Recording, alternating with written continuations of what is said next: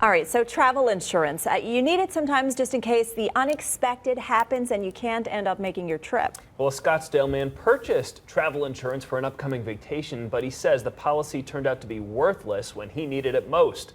So he contacted 3 on Your Side's Gary Harper for help.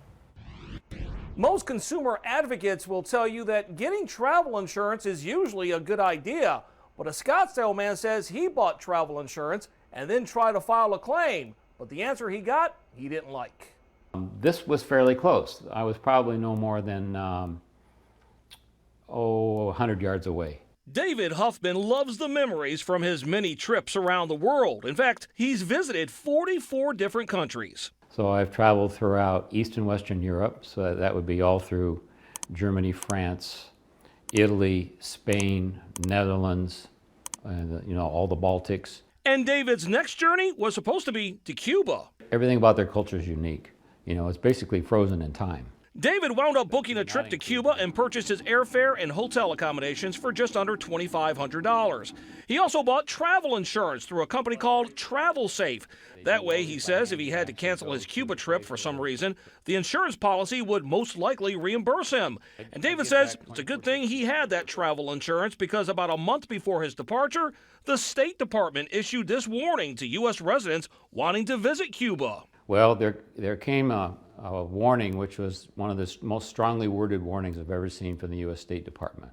The notice warns U.S. residents not to travel to Cuba, saying U.S. Embassy employees have been targeted in specific attacks and that they suffered significant injuries because of the attacks.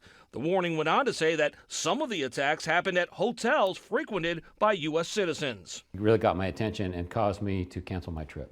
David believed that the warning fell under Travel Safe's terrorist clause and asked the insurance company to reimburse nearly $2,500 since he wouldn't be traveling to Cuba.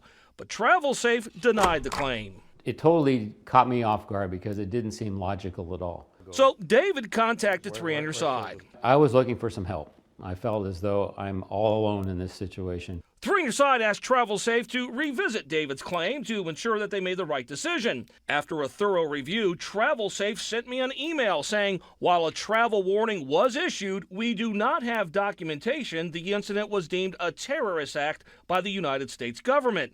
The company went on to say, a travel warning alone is not a covered peril. David says he certainly does not agree, and while he won't be going to Cuba anytime soon, he still intends on traveling around the world. However, from now on, he says he'll be very selective when he chooses a travel insurance company. I just bought a new policy of travel insurance for another trip that I booked next summer to Southeast Asia. But it's a different company. Different company. Hey, by the way, I really want to thank the insurance company for looking into the issue one more time at my request. As of now, the complaint is in the hands of the Arizona Department